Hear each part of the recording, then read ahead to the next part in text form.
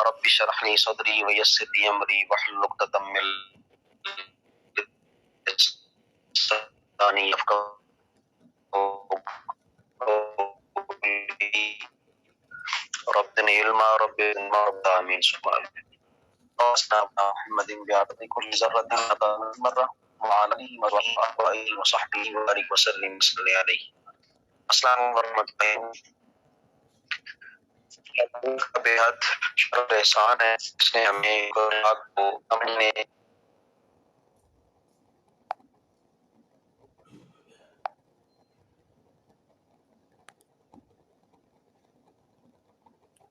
نعت ہیں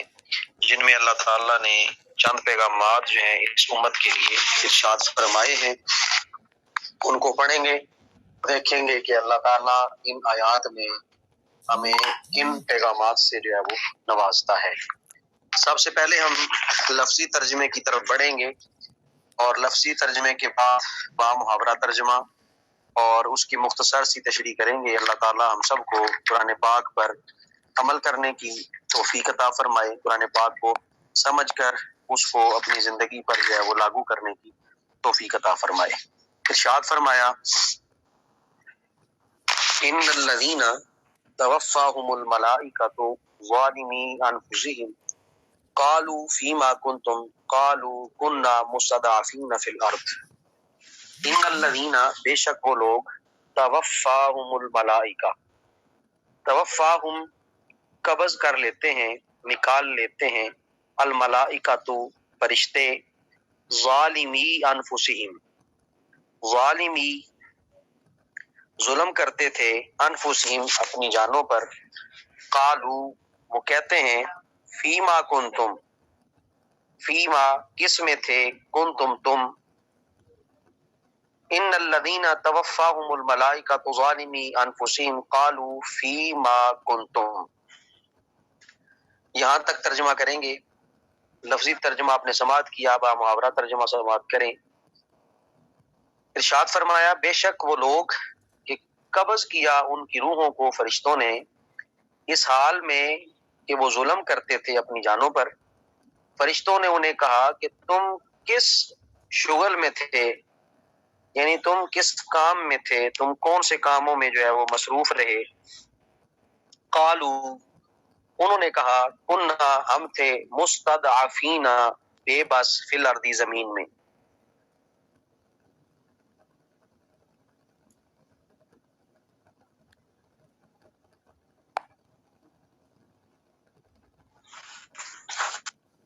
قالو انہوں نے، لم تکن ارض اللہ واسعۃ فتجاہروا فیہا، الم تکن کیا نہ تھی، ارض اللہ اللہ کی زمین، واسعۃ وسیع، فتجاہروا فیہا تہاجروا فیہا،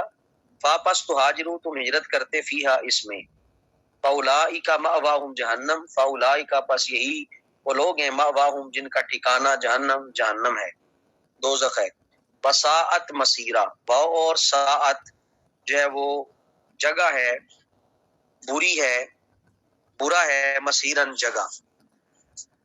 آیت نمبر 97 مکمل ہوئی۔ مکمل آیت کا ترجمہ اب یوں ہے، بے شک وہ لوگ کہ قبض کیا ان کی روحوں کو فرشتوں نے اس حال میں کہ وہ ظلم کرتے تھے اپنی جانوں پر۔ فرشتوں نے انہیں کہا تم کس شغل میں تھے، انہوں نے کہا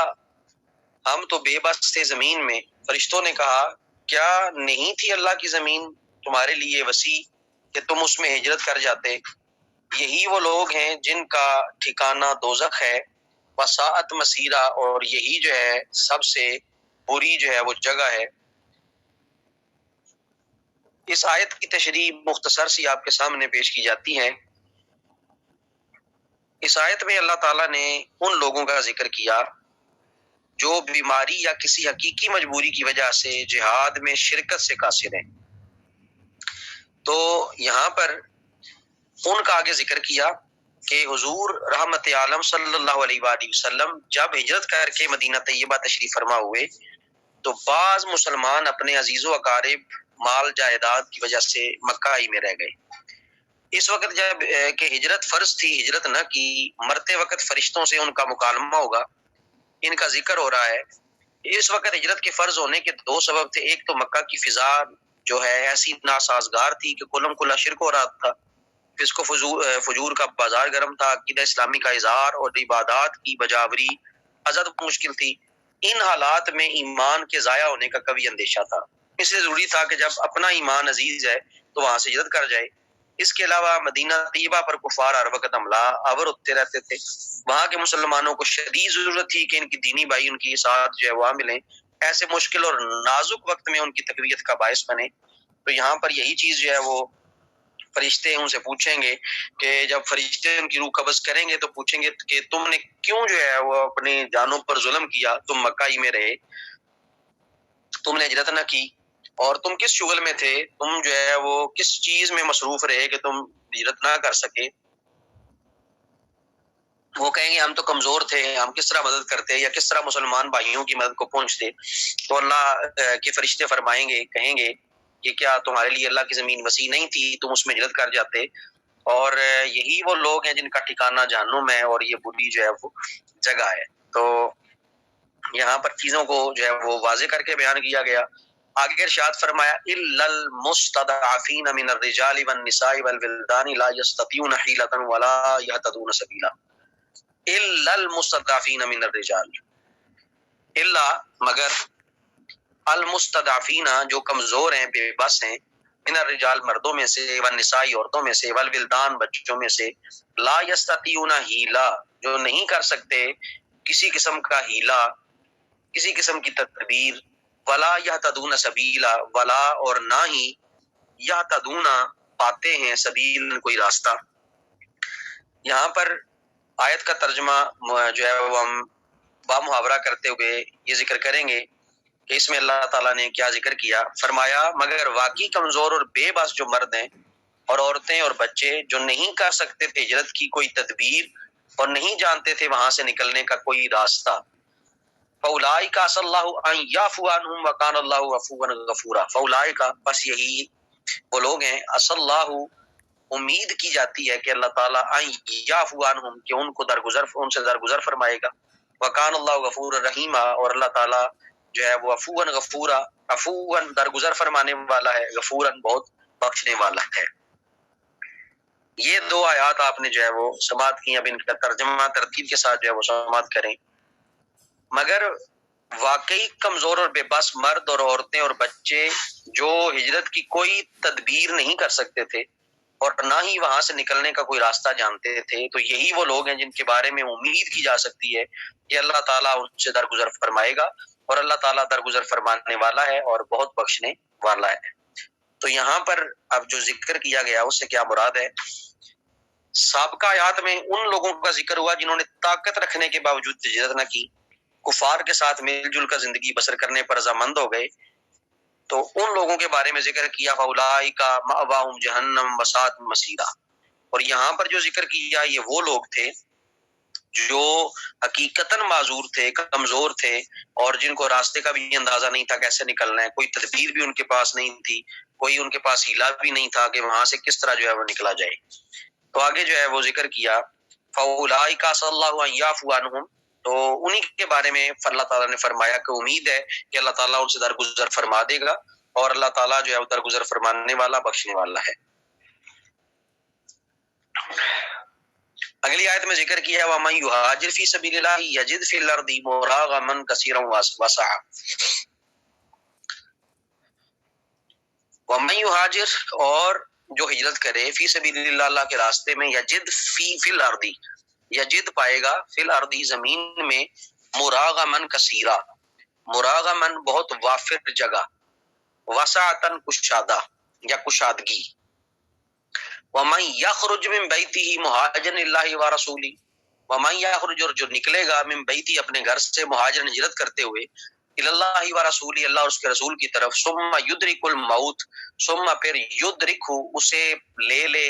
پکڑ لے، الموت موت، فقد واقع اجرہ علی اللہ واپس قد ہے یا تحقیق، واقع اجرہ اس کا اجر جو ہے علی اللہ یہ اللہ تعالیٰ کی ذات پر ہے. وکان اللہ غفور الرحیم، اور کانا ہے اللہ اللہ غفورن بخشنے والا، رحیمن بہت زیادہ رحم فرمانے والا. آیت نمبر 100 آپ نے جو ہے وہ بامحاورہ ترجمہ اس کا سماعت کیا۔ اسی کے ساتھ آپ کا جو ہے وہ اس پارے کا 11واں رکوع اور اس سورت کا جو ہے وہ 14واں رکوع جو ہے وہ مکمل ہو جاتا ہے۔ اب یہاں پر اس کا بامحاورہ ترجمہ ہے، اور جو شخص ہجرت کرے گا اللہ کی راہ میں تو زمین میں پناہ کے لیے بہت کشادہ جگہ اور روزی پائے گا۔ مراغمن کثیرہ بہت جگہ، اور وسع کشادہ روزی بھی کہہ سکتے ہیں آپ، یعنی جو شخص ہجرت کرے گا اللہ کی راہ میں وہ زمین میں بہت جگہ اور کشادہ روزی پناہ کے لیے پائے گا۔ اور جو شخص نکلے اپنے گھر سے ہجرت کر کے اللہ کی طرف اور اس کے رسول کی طرف، پھر آلے اس کو راہ میں موت، تو ثابت ہو گیا اس کا اجر اللہ کے ذمہ، اور اللہ تعالیٰ غفور ہے اور رحیم ہے۔ یہ آیت مبارکہ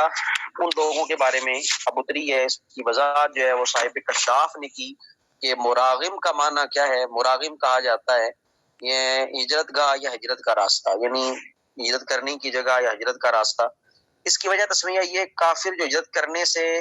اسے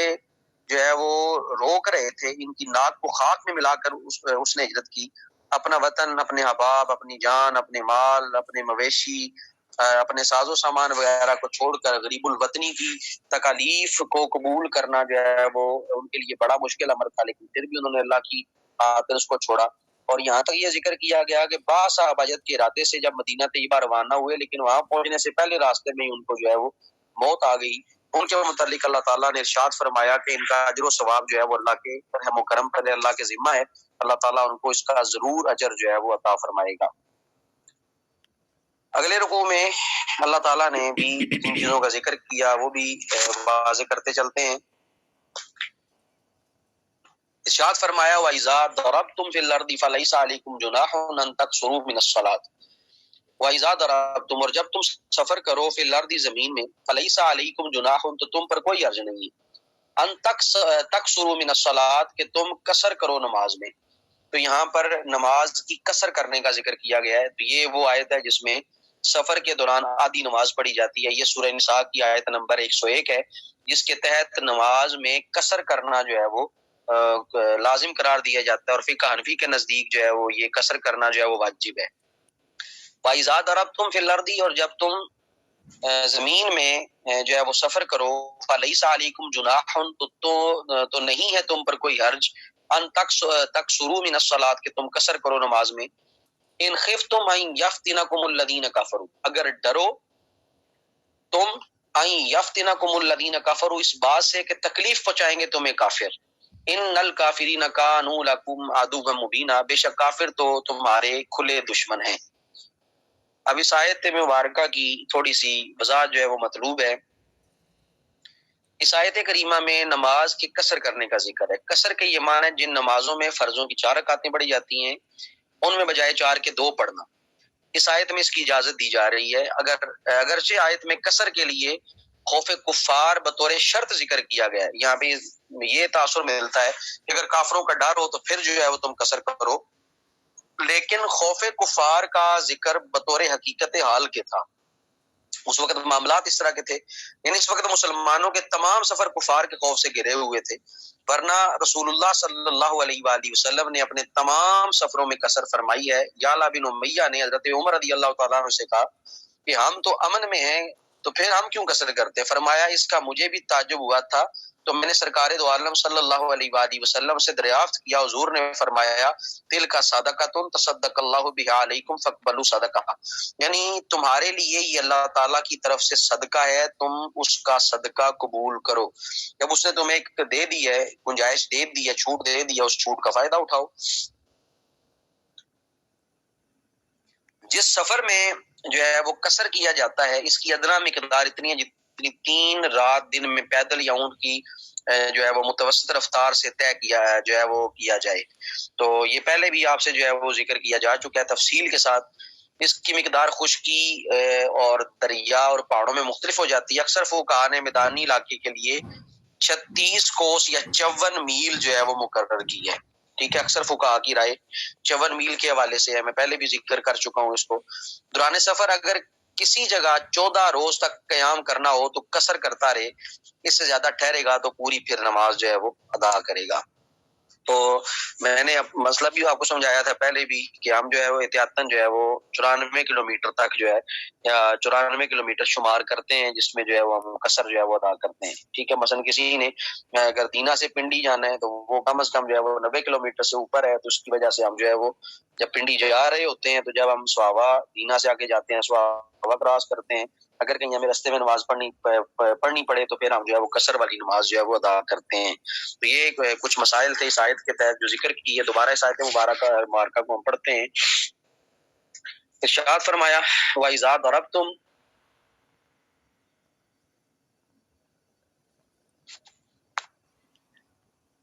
وَإِذَا ضَرَبْتُمْ فِي الْأَرْضِ فَلَيْسَ عَلَيْكُمْ جُنَاحٌ أَن تَقْصُرُوا مِنَ الصَّلَاةِ إِن خِفْتُمْ أَن يَفْتِنَكُمُ الَّذِينَ كَفَرُوا إِنَّ الْكَافِرِينَ كَانُوا لَكُمْ عَدُوًّا مُبِينًا.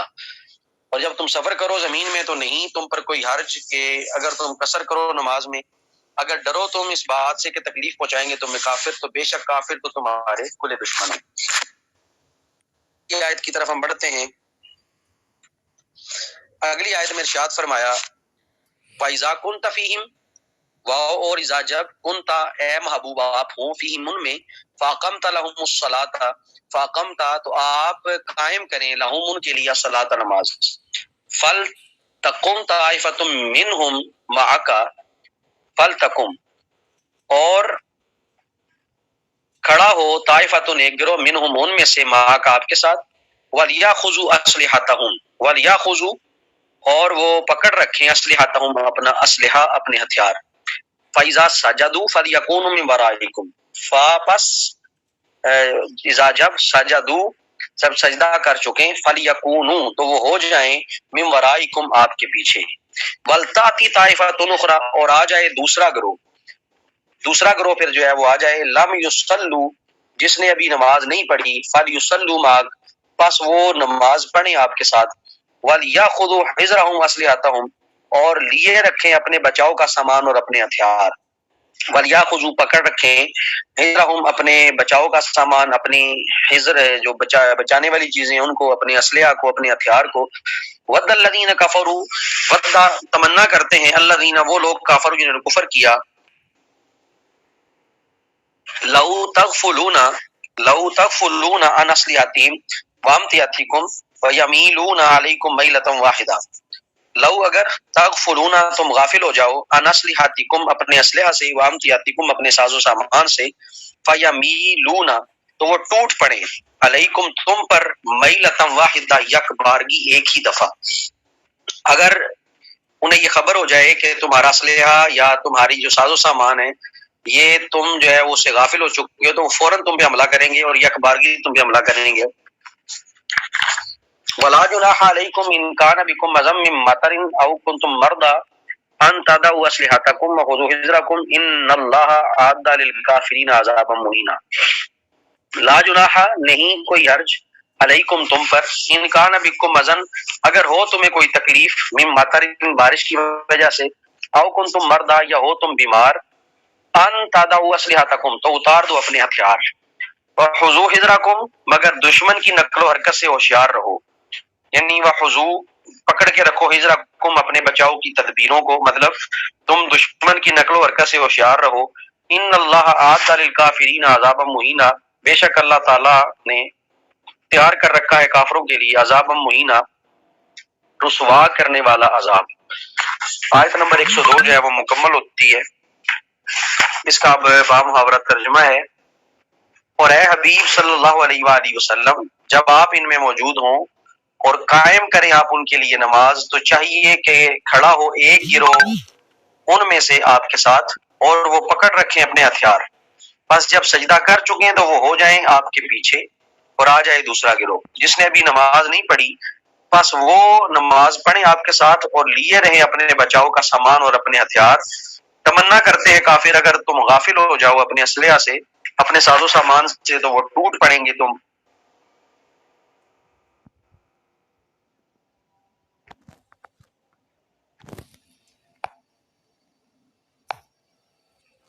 کی نقل و حرکت سے ہوشیار رہو، بے شک اللہ تعالیٰ نے تیار کر رکھا ہے کافروں کے لیے رسوا کر دینے والا عذاب. یہاں پر طریقہ ذکر کیا جا رہا ہے نماز خوف ادا کرنے کا. ٹھیک ہے، یہ جو آیت ہے یہ نماز خوف ادا کرنے کے طریقے کے اوپر دلالت کرتی ہے کہ نماز خوف کس طرح جو ہے وہ ادا کرنی ہے۔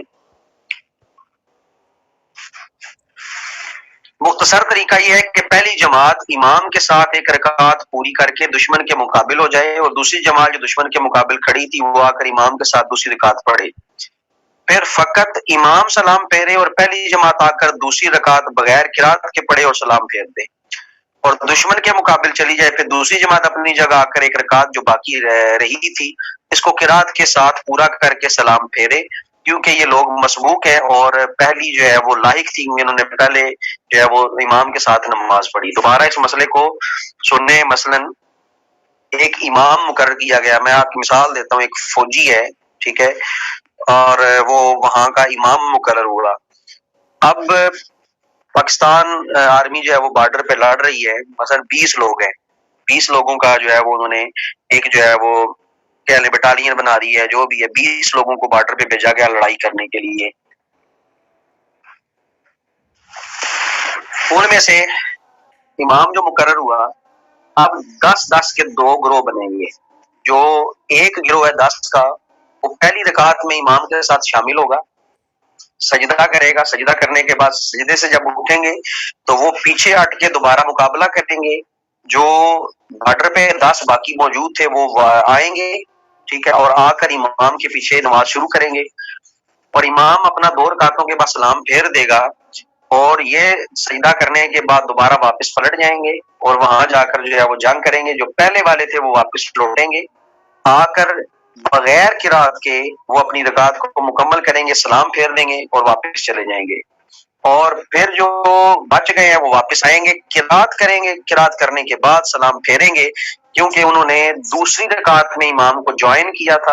اور ان کو مسبوق کہا جاتا ہے، سب پیچھے رہ جانے والے، ٹھیک ہے، تو وہ قرات کر کے نماز کو پورا کریں گے،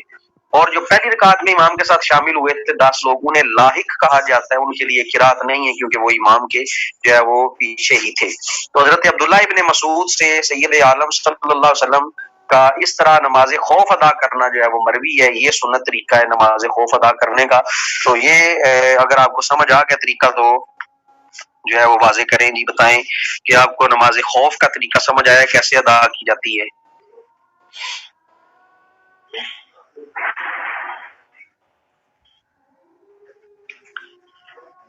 جی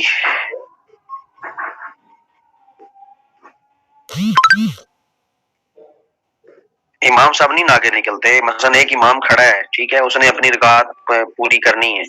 سجدہ کیا جائے گا، ٹھیک ہے، سجدہ کر کے جب سجدے سے اٹھیں گے تو یہ لوگ واپس جائیں گے، دوسرے ادھر پلٹ جائیں گے، ٹھیک ہے، دوسرے آئیں گے، وہ امام کے ساتھ شامل ہوں گے،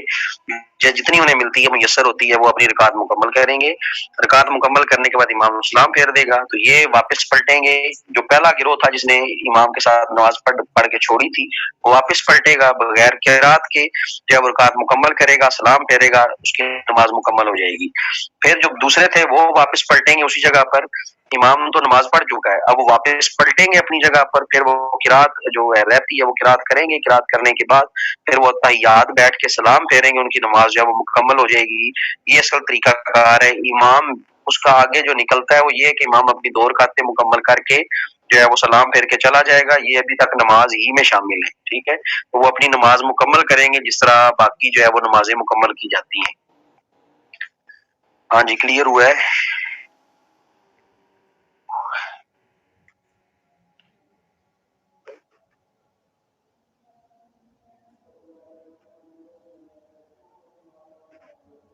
جس جگہ انہوں نے آگے شروع کیا نا وہیں آ کے وہ پڑھیں گے، ٹھیک ہے، جب امام سلام پھیر دے گا امام وہاں سے ہٹ جائے، ٹھیک ہے، امام وہاں سے ہٹ جائے گا، باقی جو آ کے اسی جگہ پر اپنی نماز کو مکمل کرے گی۔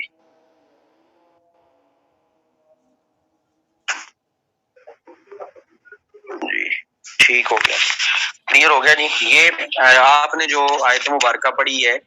یہ آیت نمبر 102 ہے، ٹھیک ہے، اور یہ نماز خوف کے حوالے سے آیت مبارکہ ہے، اس میں جو ہے وہ واضح طور پر نماز خوف کا طریقہ جو ہے وہ لکھا گیا ہے، ٹھیک ہے، اس کو نوٹ ڈاؤن کر لیں، کسی جگہ لکھ لیں تاکہ آپ کو پتہ چل جائے کہ نماز خوف کیسے ادا کی جاتی ہے، نماز خوف کا طریقہ کار کیا ہے، کون سی آیت مبارکہ ہے اور اس کا ترجمہ کیا ہے، یہ آپ دیکھ لیں۔ پیچھے جو آپ کو ذکر کیا گیا کہ نماز قصر جو ہے وہ کہاں پہ لکھی ہوئی ہے، تو نماز قصر کا بھی دیکھ لیں کہ نماز قصر جو ہے وہ کس جگہ پہ ہے۔ آیت نمبر 101 سورہ نساء کی، اور نماز خوف جو ہے وہ آیت نمبر 102 ہے، اور یہ 12واں رکوع جو ہے وہ اس پارے کا شروع ہو جائے گا، اور 15واں رکوع جو ہے وہ اس سورت کا ہے جس میں ان چیزوں کا ذکر کیا جا رہا ہے۔ ٹھیک ہے، تو یہ آج کا آپ کا سبق ہے، اس سبق کو آپ نے اچھے طریقے سے یاد کرنا ہے۔ اللہ تعالیٰ آپ کا حامی و ناصر ہو، اللہ تعالیٰ آپ سب کو قرآن پاک پر عمل کرنے کی توفیق عطا فرمائے۔ السلام علیکم ورحمۃ اللہ وبرکاتہ۔